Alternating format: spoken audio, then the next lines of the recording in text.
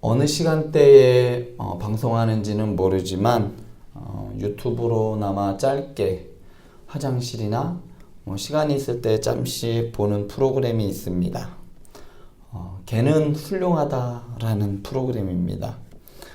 개를 전문적으로 훈련시키는 보든 컴퍼니의 대표이면서 동물 훈련사인 강형욱 씨가 나와서 각 가정에서 문제가 있는 개들, 그런 개들의 상태를 살피고 개가 왜 이렇게 공격적이었고 사람과 함께 살아갈 수 없게 되었는지 그 원인을 알아내어 개에게 맞는 처방을 내려주고 주인과 개가 함께 살아갈 수 있도록 해주는 프로그램입니다. 프로그램을 보면 어떤 개는 누구든지 물어뜯는, 그냥 무엇이든지 다 물어뜯는 개가 있는 반면에 어떤 개는 온 집안에 그냥 소변을 보고 다니는 그러한 개들도 있었습니다.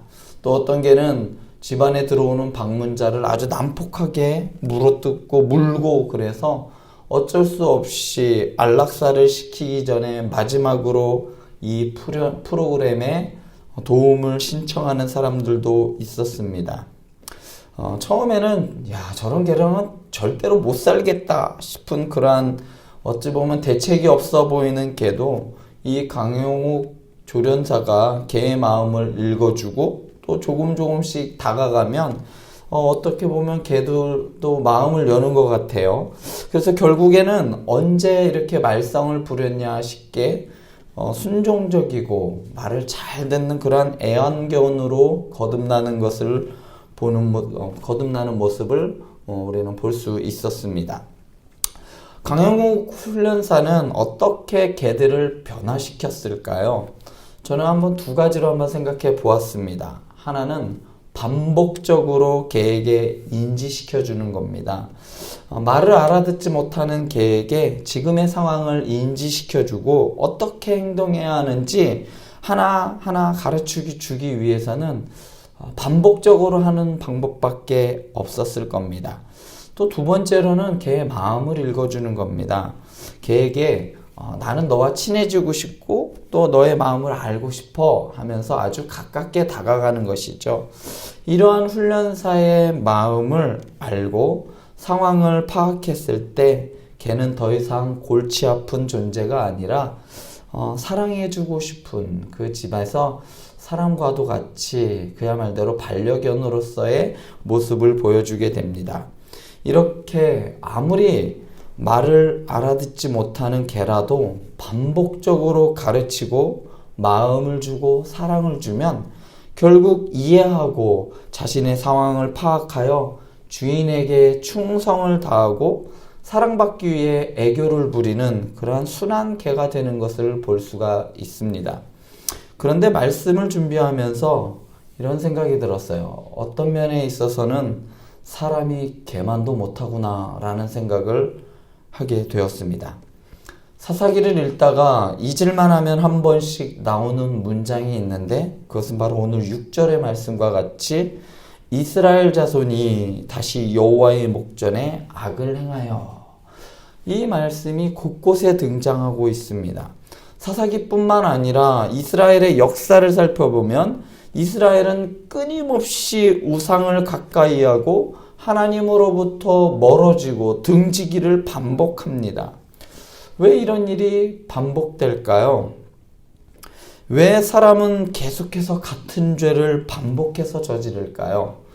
그 이유를 성경은 이렇게 이야기합니다. 우리가 죄인이기 때문이다 라고 말합니다. 아담으로부터 시작된 원죄의 굴레는 모든 인류를 죄 아래 두게 만들었으며 하나님을 멀리하게 만들었고 이것을 성경은 죄인됨이라 말합니다. 사람이 죄를 배우지 않아도 죄를 지을 수 있는 것은 우리 안에 죄를 가지고 있기 때문입니다. 어려서부터 남의 물건을 훔쳐라, 혹은 사기쳐라, 다른 사람을 속이며 짓밟고 올라가야 된다 라고 가르치는 부모는 없습니다. 심지어는 학교에서도 나쁜 짓을 가르치는 학교는 없습니다. 좋은 기술을 가르치고 또 반면 한편으로는 도덕 윤리 이런 거를 가리켜서 사람과 함께 더불어 살아가는 모습을, 그러한 방법들을, 선하게 살아가는 법을 가르칩니다. 그런데 최근에 10대들의 범죄 수위를 보면 날로 그 수위가 높아지는 것을, 잔인해져 가는 것을 우리는 뉴스를 통해 어렵지 않게 알 수 있습니다.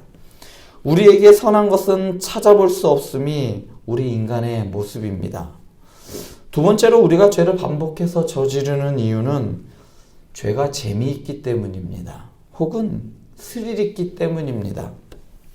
말씀드리기 좀 부끄럽지만 제가 어렸을 때 동네 마트나 구멍가게 이런 등에 돌아다니면서 껌을 훔친 적이 있습니다. 주머니에 껌이 있음에도 불구하고 씹지도 못하면서 계속 가게마다 돌아다니면서 잡힐 때까지 그 껌을 훔치고 또 훔쳤습니다. 왜 그랬을까요? 훔칠 때의 그 짜릿함 때문이었습니다. 죄가 그렇습니다. 하나님의 명령을 어기고 선악과를 따먹었을 때의 그 짜릿함, 그것이 죄가 주는 쾌락입니다. 오늘 말씀도 이러한 면에서 살펴보면 좋을 듯합니다. 이스라엘이 반복적으로 하나님 앞에 범죄하는 모습을 보고 야, 얘네들 왜 이렇게 어리석지? 라고 생각하기보다는 이스라엘의 그 죄인된 모습 가운데 바로 우리의 모습이 있음을 발견했으면 좋겠습니다. 오늘 말씀에서 이스라엘의 죄악을 고발하고 있는 이 6절에 등장하는 신들의 종류는 상당히 많습니다. 더군다나 이 신들은 그냥 하나하나로 불리는 게 아니라 무슨 신들 하면서 복수로 이야기됩니다. 바알들, 아람의 신들, 시돈의 신들, 암몬 자손의 신들, 심지어는 여기서 사용되는 단수로 쓰인 것 같은 아스다롯도 복수입니다. 그러니까 이스라엘이 자신들이 섬길 수 있는 신들을 많이 섬겼다는 것을 의미하는데요. 하나님을 버리고 최소한 12가지 이상의 우상들을 섬겼다라는 겁니다. 이 말을 바꿔서 말하면 그들이 접촉할 수 있는 가능한 모든 신들을 섬겼다는 거죠. 또한 하나님을 완벽하게 떠났다는 것을 의미합니다. 그런데 이 신들을 섬기는 민족들의 면모를 살펴보면 가나안 정복 당시에 하나님께서 이스라엘의 손에 넘겨주었던 민족들입니다. 사사기에서 이스라엘이 하나님을 떠나 우상을 섬기면 그 다음에 나오는 것은 바로 하나님의 심판입니다. 하나님께서 이스라엘을 누구누구의 손에 넘기신다라는 내용이 등장하겠죠. 오늘 말씀에서는 하나님께서 이스라엘을 블레셋 사람들의 손과 암몬 자손의 손에 그들을 파셨습니다. 특이할 것은 이스라엘이 범죄하여 하나님께서 이 민족을 통해 심판하실 때 이전까지는 하나의 민족을 들어 사용하셨는데 오늘 이 말씀 가운데서는 두 개의 민족을 하나님께서 사용합니다. 블레셋과 암몬 두 민족을 사용하셨는데 하나의 민족으로부터 고통을 받는 것보다 둘에게 고통받는다는 것은 당연히 더 무겁겠죠. 당연히 더 고통이 심했겠죠. 하나님께서 이스라엘을 우상의 나라들인 블레셋과 암몬에게, 그들이 섬기는 신들의 나라에게 하나님께서 파셨습니다. 그 결과 블레셋과 암몬이 길르앗에 있는 아모리 족속의 땅에 있는 모든 이스라엘의 자손을 쳤다라고 말합니다. 왜 길르앗 그 지역을 아모리 족속의 땅에 있는이라고 이야기했냐면 바로 아모리 족속들을 몰아내고 하나님께서 그 땅을 이스라엘 백성들에게 주었는데 그들의 죄악으로 말미암아 이제 그 땅을 잃어버렸다라는 것을 말해주고 있는 겁니다.